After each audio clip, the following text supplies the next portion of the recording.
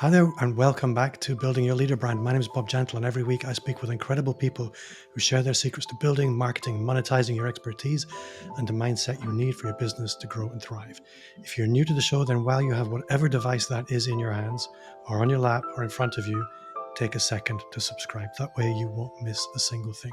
And I'm also changing the way I do this, Andy, because I always invite people to download the Personal Brand Business Roadmap at the end. But I was kicking myself the other day after 5 years of this. I never thought to mention it at the front, beginning. yeah. So if you enjoy what we're about to talk about, you will love the Personal Brand Business Roadmap. It's 50 pages of everything you need to start, scale, or fix your expert business. 100% free as a gift from me. Just visit amplifyme.agency/roadmap or the click in the show notes. Click the link in the show notes. So this week, I am really excited to welcome Andy Storch to the show. Andy, welcome. Bob, thank you so much for having me on. I feel so lucky to be here because in your opening, you said every week you speak to incredible people. And I just thought, well, yeah, that's true. That's the insert self-deprecating joke. Like, how did I get in here? I couldn't find anybody better this week. No, I really appreciate you having on. You and I have been friends for more than 5 or 6 years now, and you are someone that I greatly admire and learn from every time I talk to you or listen to your podcast. And I'm just honored that you invited me to come on your show as well. Cue slightly embarrassed gif. Yeah, we've been friends since 2018, and I was startled this morning when I was just checking to see what's going on. I haven't had you on since 2020. You said, yeah.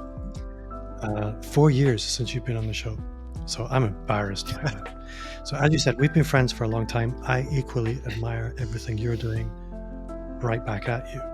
But for the listener who's meeting the Andy Storch for the first time, can you maybe start just by telling us a little bit about who he is? Sure. Yeah. So as of today in 2025, I'm an author, a keynote speaker, a consultant, trainer, sometimes coach. I work primarily with large companies to teach and inspire their people to own their careers and prepare for the future, which will drive higher engagement, higher retention, higher career mobility in their companies. And as I mentioned, I do that through speaking. I have a book called Own Your Career, Own Your Life. And I am primarily focused on working in the B2B space, so larger companies. I also host 2 podcasts. The primary one is called the Talent Development Hot Seat, which is focused on helping people in the learning and development, talent development space. And I also run a conference and a membership community for people in that space as well, called the Talent Development Think Tank. And then finally, I would just say I do a lot of stuff on LinkedIn. I'm also a husband, a father of 2 kids, and an fairly avid cyclist. I like to go out on my bike a lot as well. So just a little bit about me. So for my clients, you're often one of the examples I show them. If you want to understand how to show up on LinkedIn authentically in a way that connects, but also sells, go follow Andy because he does it really, really well. Thank you. So if you're listening, Andy Storch on LinkedIn is very easy to find and a really good role model for pretty much any consultant. So what I would like to maybe chart with you a little bit, because I think this is really good for listeners to understand. When we first met in 2018, your business was looking quite different. What has happened since 2018 through to now? What has that transition been like? And what's been your experience of that last 6-7 years? Yeah, you and I met in 2018 at a rather prominent personal brand conference in London. I was sort of in a transitional stage from having spent many years working for a global consulting firm where I really got into the training and development space. I was flying around the world, creating and running these custom business simulations, teaching people about leadership, strategy, and finance and how their business worked. It was a really, really cool job and opportunity, great culture, made a lot of friends. But starting back in like 2016, I got into personal development and started doing a lot of self-reflection and felt this strong pull towards entrepreneurship like many of us have had, and was trying to figure out how do I do my own thing. And I got very lucky to get an opportunity to move into a kind of a sister company to the consulting firm I was with, which is called Advantage Performance Group, which was like you sort of operate as an independent consultant within the structure of an organization. And I was really selling and running training programs, like leadership development programs created by other people. And so I was in sales. I was getting a commission, for selling these people's programs, and then I could also get certified to go out and facilitate this program. So fly to a company site for a day and run this program for 25 people and teach them how to become better leaders using someone else's content. It was a great kind of bridge into entrepreneurship, but I had this dream of really doing things completely on my own. At the same time, I somehow got into starting to create content online. I think it really started where I was very active in this community for fathers and started sharing a lot of content about personal development and fatherhood and marriage and things like that. And it seemed to resonate with a lot of people and started to find my voice. I started my first podcast in 2017 and then the second one in 2018, which was about talent development, primarily as a way to connect with potential clients in that space and learn what they're working on and build those relationships. And in 2020, when the pandemic hit, I had just hosted a conference for the first time with my friend Bennett Phillips, and it had gone really well. And we realized we weren't going to be hosting a conference again for quite some time because the whole world had shut down. And I wanted to launch a membership community for people in the space because I had been involved in other communities and masterminds for entrepreneurs in other areas, and they've been so helpful for me. And the organization I was with, we couldn't really come to terms with an agreement of how that was going to work. And so that's when I decided to go out on my own, and they encouraged me to do the same thing. I also sort of thought, if I can create my own training programs, my own content, then instead of getting like a 20% or 25% commission on selling someone else's deal, I can get 100% commission on selling my own stuff, right? It won't be as well known, but the trade-off seemed to be worth it for me. And so I also started working on my book in 2020, which came out in November 2020. And since then, I've been working on building a brand and a business around primarily the content from my book, which is called Own Your Career, Own Your Life, and speaking in organizations about how to take ownership of your career, be more intentional. And I got pretty lucky. It seemed to resonate with a lot of companies, especially around 2021, 22, during the so-called Great Resignation, when people were really moving around a lot after COVID and companies were trying to do whatever they could to keep their best people.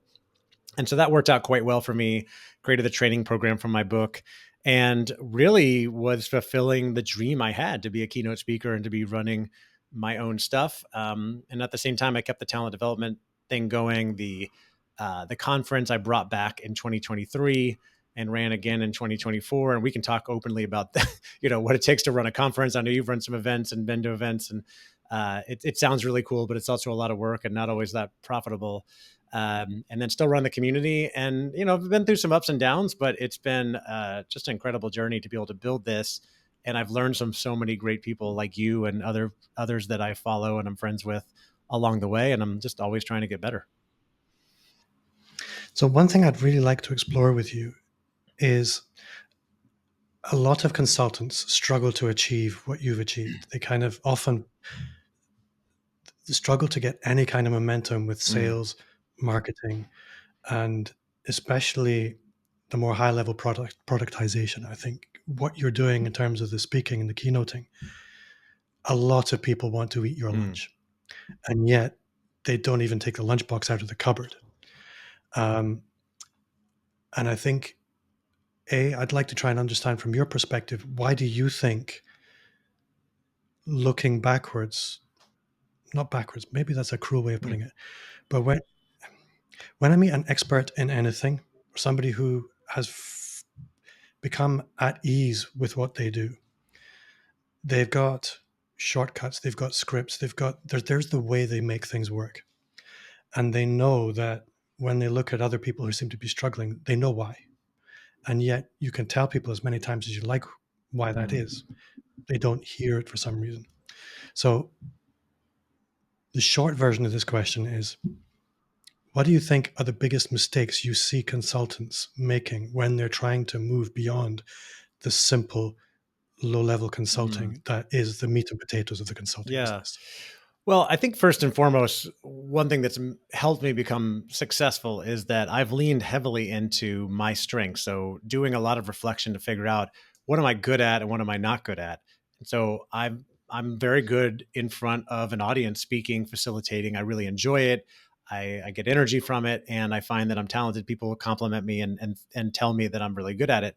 I'm not good at project management, detail oriented work, right? Data analysis, even though I like a good spreadsheet from time to time. It's not something I need to be doing as a profession, but I did have those as jobs in the past and I struggled. I've been through a lot of very frustrating times in my career because I was in roles that didn't fit my strengths and I was trying to build a career around things that I wasn't good at. And I think, many of us get to go through those trials and tribulations in our career. And the key is, it's not about feeling guilty about the past, but it's really figuring out, okay, what am I good at? What do I want to really double down on? And you might be the complete opposite. You might be someone who's like, I'm really analytical. I love diving into numbers and using AI and all this stuff. So can you double down on that with the work that you're offering or doing with clients? Because there are definitely needs there. You don't have to become a manager or a speaker or whatever just because it sounds cool if that's not the thing that you're good at. Now, if that is what you really want to do, either way, you asked me about the biggest mistakes that a lot of consultants and people going into the independent work are making. I think the biggest one is simply the myth or the thought that, well, I'm good at this thing. I like doing this thing. So I'll just do it on my own and clients will find me. You and I both know, Bob, that once you go out on your own, you are now also in sales, no matter what your other skill is. If it's speaking, data analysis, or baking cookies, you're also in sales and marketing. Like you've got to find the clients. And I think a lot of people realize that.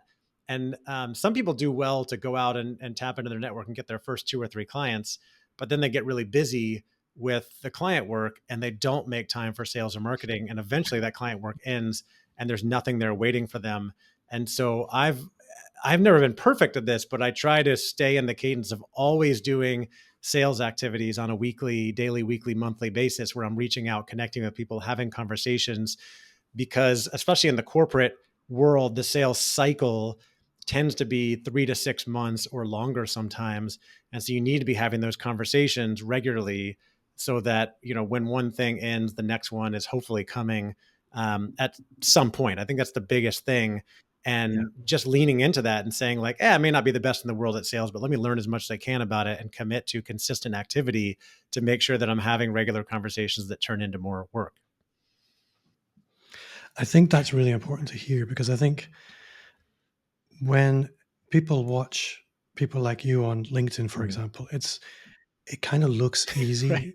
I mean, you post a lot of pictures of, look at me out Right. cycling. I'm at the Yeah. gym. It really looks a little bit like the celebrity Yeah. lifestyle. You live in Yeah. Spain. Everybody on However, LinkedIn what they looks like they're don't making $1 million and doing it effortlessly, right? exactly. But I think what you said there, I mean, just imagine an organization every time they won enough clients to keep them going for the next 6 months to close their sales Hmm. department. That's how a lot of businesses Right. operate. Sales works best with consistent effort, Hmm. tiny amounts of work all the Yep. time. And I think it's really important to hear that you do that because that's what drives success. Marketing and sales are the left and right hand of success, and operations is what sits in the Yeah. middle. You have to be good at what you Right. do. And I, But if nobody knows about you and nobody is offered it, nothing's ever going to Yeah, I happen. know you're really good at Um, this as well. You have your whole flywheel approach that I've seen. And it's one reason I think a lot of clients are attracted to working with you because you practice what you preach. Like, look at here's all the things that I'm doing, and I can teach you how to do these things as well and hold you accountable to keep doing them on a consistent basis. And that's why, I use a coach as well to help, keep teaching me and holding me accountable because I never want to believe that I've got it all figured out and I want to keep improving all the time. yeah. I think this is the thing. Is businesses are inherently very simple Hmm. things. We make them complicated. We need simple sales processes. We need simple marketing processes so people know Yep. about us. We need clear and obvious products. And then we need to deliver them really, really well. That's all a business Hmm. is. And these things can all be systematized. And yet everybody thinks they need to make them up for the first Right. time every Right. day. That's not what success looks like. Success looks like simple processes consistently executed. Yep. So, I would like to talk about what you've struggled with a little bit, Mhm. um, because again, people at the top of their game look like they've got everything fixed, but it's a hard journey to Yeah. get there.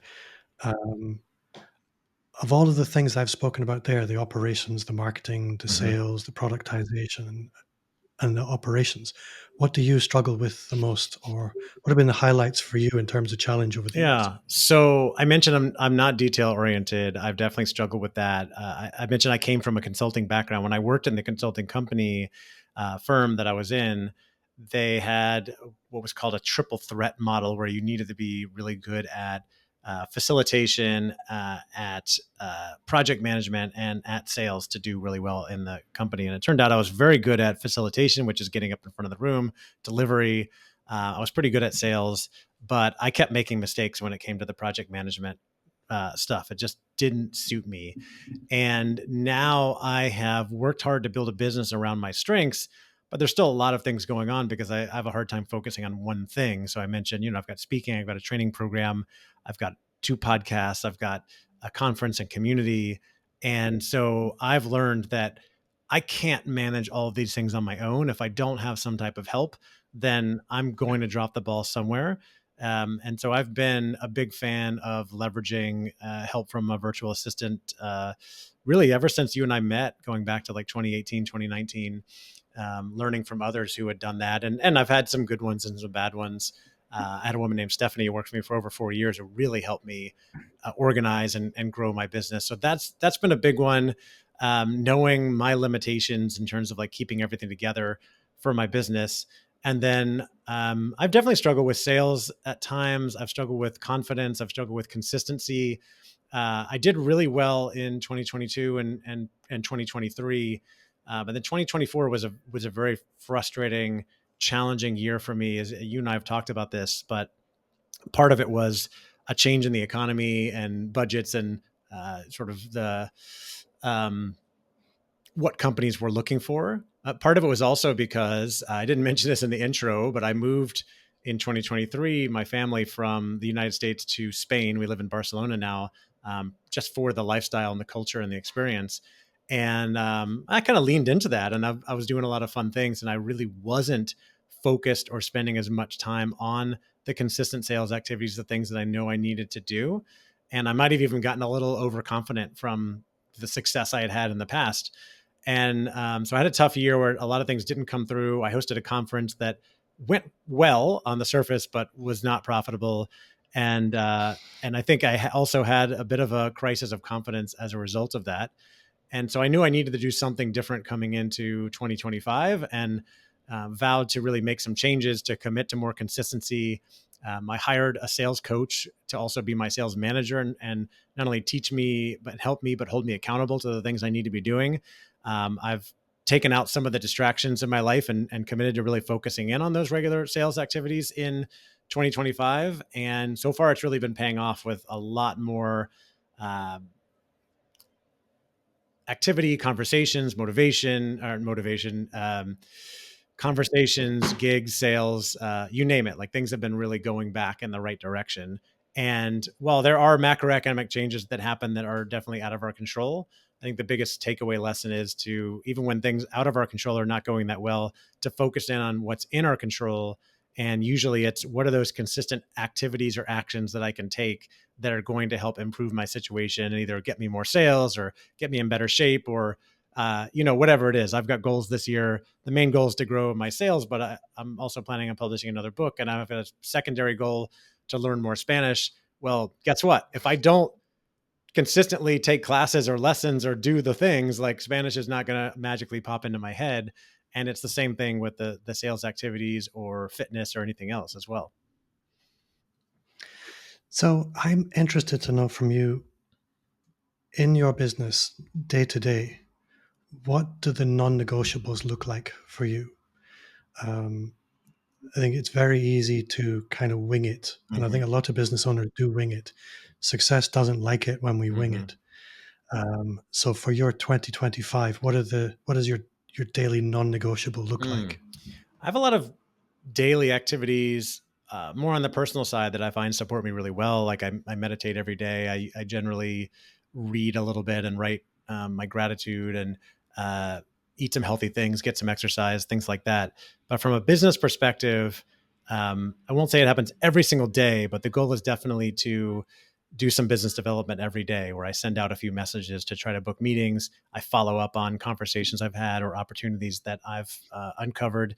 And that's led to me having a lot more conversations, which has created the new kind of non negotiable or imperative I have, which is that every time I do have a conversation, I follow up fairly quickly within the next 48 hours with, some type of summary, a proposal if one's been requested, and figuring out, hey, what are those next steps that we need to take in our relationship and with this opportunity, and then just staying on top of all of the people that I'm talking with. And so, I guess with that in mind, I don't know if this falls in the non-negotiable category, but I've also committed to getting a lot more organized this year with my connections, my contacts, my sales activity, my communication.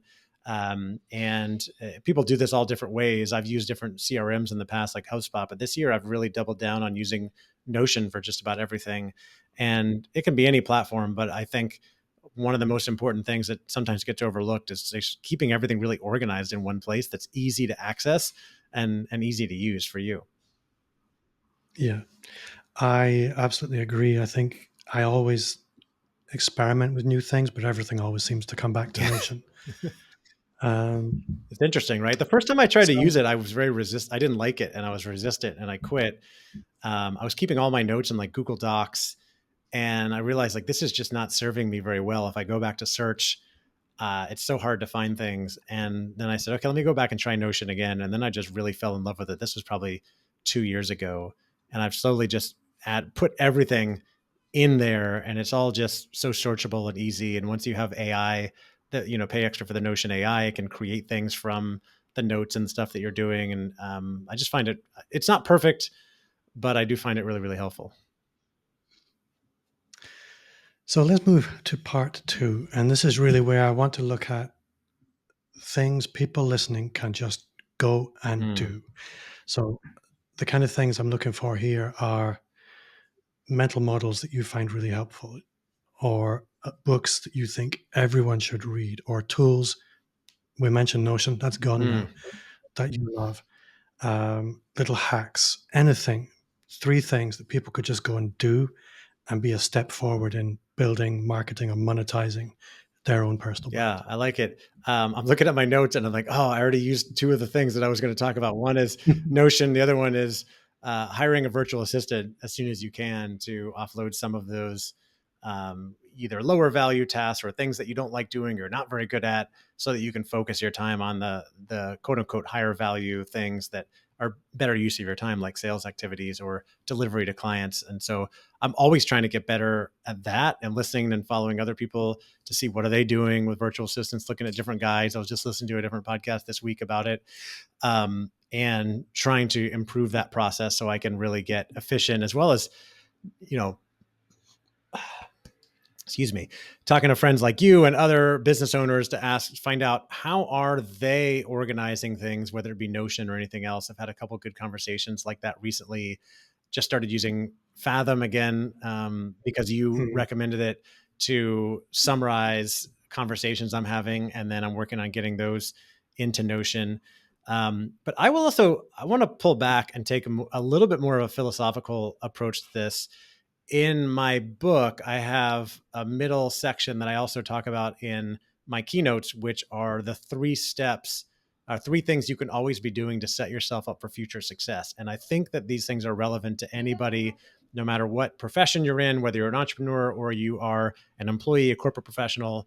But those three things are: number one, investing in continuous learning, because I think we all know things are moving so fast these days. The old days of getting a college degree or a master's degree and just working in that field for 40 years, like, that's over, right? We need to be learning all the time. And so I never want to feel like I've got it all figured out, or I'm some type of expert. I'm a big fan of like the beginner's mind. So even though like I've got my Notion pretty organized, I'm like, I bet that this could be done so much better. And I was actually thinking about hiring someone this week on like Upwork or Fiverr just to come in and like audit my Notion and build something new, right? Or I'm always asking you questions about what are you using in your tech stack? How are you doing certain things? I mentioned a sales coach I learn from on a regular basis when it comes to my sales process. I'm always trying to improve that. I'm always reading books, listening to podcasts, always trying to see what I can learn and how I can get better. The second thing you can always be doing is building your network. And I think, nothing's been more impactful for me and probably for you as well, right? In building a career and building a business is just building relationships with different types of people. And you may have a certain niche that you want to focus in on. Like for me, I've built a big network in the learning and development or talent development space. But I think it's good to be just building relationships with people in all kinds of different areas because you never know where opportunities are going to come from, who can help you, who you can help. And I think as the world becomes more automated and technology is do more and more things, it's going to be those human to human connections that are going to become more and more valuable. And so I lean into my role as a connector for a lot of people. I like connecting people. I like connecting myself with new people. I found that really, really valuable. And that's something you can do, even if it's not important for your business, just to say, I'm going to connect with 2 new people a week and just book, a 20-minute Zoom call or a coffee or whatever. And then the third thing you can always be doing to set yourself up for future success is building your personal brand, which is something I know you're big on, Bob, and most people know. It's essentially your reputation, what people think about you. And we all have a brand or a reputation, whether we like it or we're intentional about it or not. So I'm a big fan of being intentional with that. And I start by just asking myself the question, what is it that I want to be known for?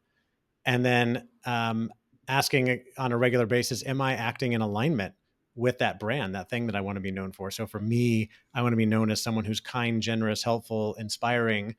Am I putting that out into the world? Am I helping other people? Am I inspiring other people?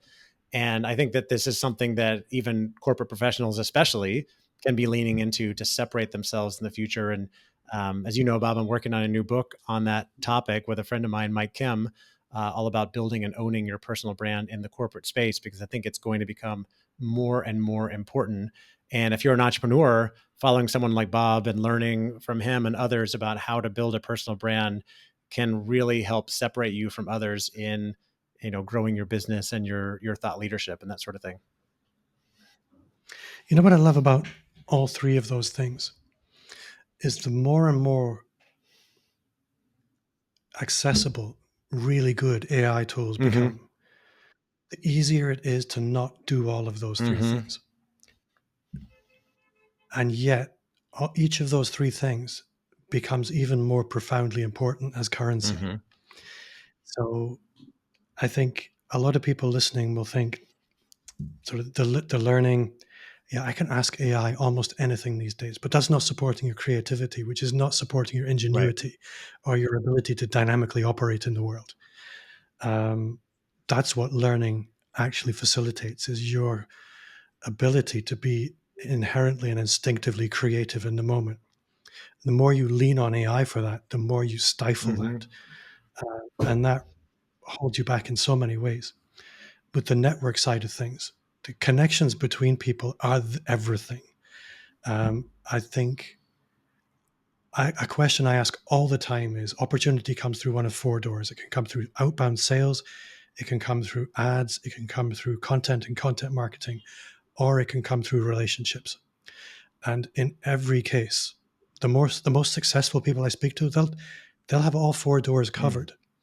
But the opportunities that move the needle, that really change the game for you, have a seismic shift, it always comes through relationships.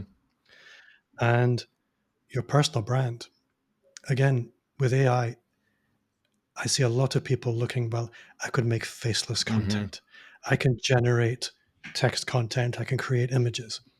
But do people know who you are? Do they feel like they're connected to you? If they don't, then you're wasting a huge opportunity. So I think in the personal brand side of things, courage is your greatest opportunity. And I think those are a wonderful 3 things to share. So thank you Yeah. for that. Thank you. And the last one, what do I want to be known for? And then am I acting in alignment with that? Everybody write that down, because it just suddenly makes personal branding so simple. Yeah, that's it. So simple. That's really all it is. What do you want to be known for? And it's different for everybody. Like I said, for me, I lean into things like generous, kind, helpful, inspiring. I had a client who told me he wants to be known as the guy who can get things done. He wants leadership in the organization to know that anything that comes his way is going to get done. And of course, I used to always joke, I don't want to be known as the person who gets things done because that probably attract more work, and I don't want work. But for him, that was important, right? For his, self-worth and productivity and things like that. Other people say things like integrity or being known as hardworking or collaborative or inclusive, whatever it is. But, think about what that means, what it is that you want to be known for, and are you showing up in alignment with that? And then you can also start using that to guide the content that you create, right? Are you creating thought leadership content that are sort of in alignment with those things? And I think this is why I'm struggling a little bit here, but I know what I want to say. Building your personal brand is very much about putting a beacon out into the world that's going to attract people. This is kind of what it's for. And the more energy you put into it, the brighter it shines, the more force of attraction it's got. But if it's vibrating at the wrong frequency, if it's transmitting on the wrong frequency, you attract the wrong people. And this is why I think this is really important, that you spend a little bit of time thinking, what do I want to be known for? What matters to me? How do I want to come across? And that's what you transmit. Then you'll attract people who are in alignment with that. So partly your actions and what you get are directly related. It's the basic physics of how does that go? For every action, there's an equal and opposite reaction. It's maybe not the right analogy, but I think it gets the point. Yeah. So, Andy, if people want to connect with you, if they want to go deeper with you, what's the best way they can do that? I really wanted to make a joke about Alex. Make a joke about Alex. Stop, everybody. We're going to make a joke about Alex. So I was Curtis. just at the gym before this, listening to a recent episode you did with our friends Pete Everett and Alex Curtis, and Alex talked about where you should not go connect with him, which was LinkedIn. But I will say that's a great place to connect. I connect with anybody, not anybody and everybody. I do reject some connection requests that just don't seem relevant. But LinkedIn is where I'm most active on social media. I mess around a little bit on Instagram as well, but LinkedIn is where I'm spending the most time. It's a great place to connect. Let me know that you heard me on Bob's podcast. And then information about me and my book and all the work that I do, you can find on my website, andystorch.com. There's also some bonus resources there. You can get the 5 steps to owning your career, as well as my morning routine and the 5 questions to ask anytime you face a big challenge. Those are all on my website at andystorch.com/bonus. Andy, you have been awesome. I've really enjoyed this. I am going to have to go back and make some notes and make some changes. For you at home, that does bring us to the end of another episode. Andy and I are probably going to chat for a while, but you don't get to join. If you did enjoy this show, you will love the Personal Brand Business Roadmap. It's 50 pages of everything you need to start, scale, or fix your expert for business. Just visit the link in the show notes or go to amplifyme.agency/roadmap. Now, before you put your device down, go anywhere else. Take a moment, quickly leave a rating or review wherever you listen to podcasts. 5 stars, like the fingers on your hand. You can count them if you're not sure. Thank you for listening. Thank you, Andy. You've been awesome, and see you next time.